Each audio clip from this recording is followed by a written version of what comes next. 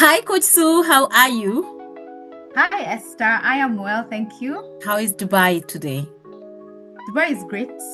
Very Yes. good, good, good. So we are also experiencing some nice weather, some rain, which is good for the environment.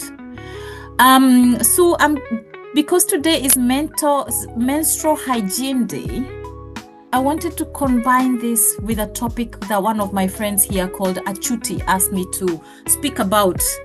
And I thought, what better person to speak about mental health than my friend Coach Sue in Dubai? So I'm going to Thank ask you you for a round of receiving. just three questions and one Uh-huh. bonus question. And then from your knowledge, because you are a certified coach, which you can tell us in a bit, what you do, what you are, and because I'm a more of an entrepreneur, executive services, and I'm not so much in the coaching, you're the perfect person. So the floor is yours. Thank you very much. So, my name is Sue Ngangamora, and I am a life and a mental health coach. Mhm. And I help high achieving women, I help young ladies, youth to live their life to full potential, to get unstuck, and to gain clarity for their life purpose so that they can have impactful, meaningful life and also a life full of fulfillment. Perfect. So Yes. that's all also intertwined to mental health and everything. Yes. Perfect. So I'm gonna go straight. I'm gonna dive into the questions. So the first question Achuti asked me, what does mental health mean to you personally? Okay. That's a good question. So, mental health to me personally Mm-hmm. is emotional and mental well-being. How does that look like? Yeah. Is the ability to process life challenges Mm-hmm. mentally.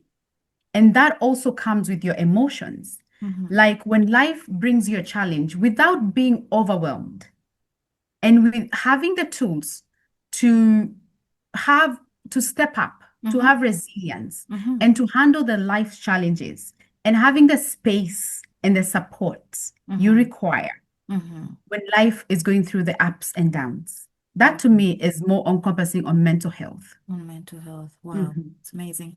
And would you have an example of like an experience where or a turning point that shaped how you view mental health?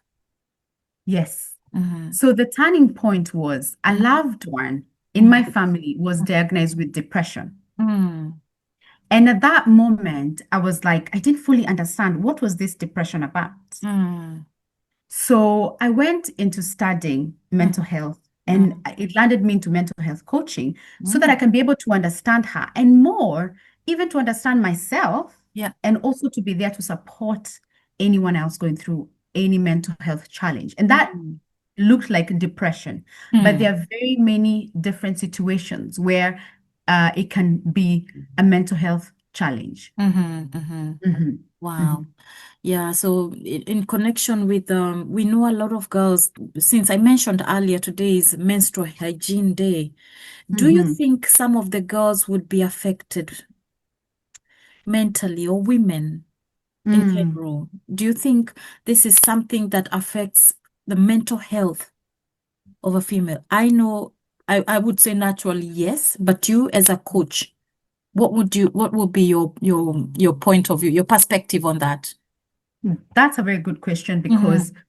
when a woman is going through menstrual, that Mm-hmm. is a that is something to do with their body. Mm-hmm. It's a Mm-hmm. physical development. It is Mm-hmm. natural. However, there are hormones involved. And Mm. these hormones, they do trigger our emotions Yeah. and they do trigger our mental well-being. Oh. So if someone does not have the understanding, Mm. that is the knowledge or even Mm-hmm. the tools, Mm-hmm. because especially in Africa, it is sort of a stigma or a taboo to Yeah. talk about it. Yeah, true. So what that does, silence brings a lot of shame and it brings a way that you're not able to navigate this situation. So even if you're feeling lost in your mind, like what can I do? Because it was so silent, there was no one to go to and say, how do I navigate this? Mm. And sometimes during that menstrual period, Mm. People go through a lot. You're stressed, you feel depressed, you feel Yeah. low. Mm. So how does it look like to have a well-being, Mm. physically, mentally, and emotional well-being is to Yeah. understand the tools that are required that are available for you. First of all, understand your body. This is Yeah. a development. This is not Mm-hmm. abnormal. Mm-hmm. Number two, what do I do with it?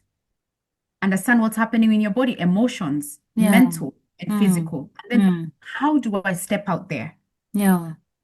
and be myself? Wow. So there's a need Yes. to really go out there and speak to schools, and especially I think to boys more than to girls, because boys are the ones who the girls are ashamed of, you know. So I think we have sons, so I try to speak to my son. If you ever see a girl, like don't go like, don't react. Take off your Yes. jacket and go slowly to them.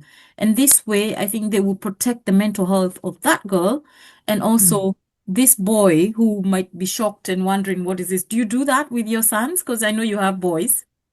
Yeah, I think more is to let them know that it Yeah, is normal. it's It's not not abnormal. Because even the right. shame growing up is we Yeah, felt it was abnormal. we because nobody talked about it. We're not as free as Nobody, yes, our parents didn't speak to us about that, yes. Like the shame you have when a sanitary pad falls from your handbag is like, right?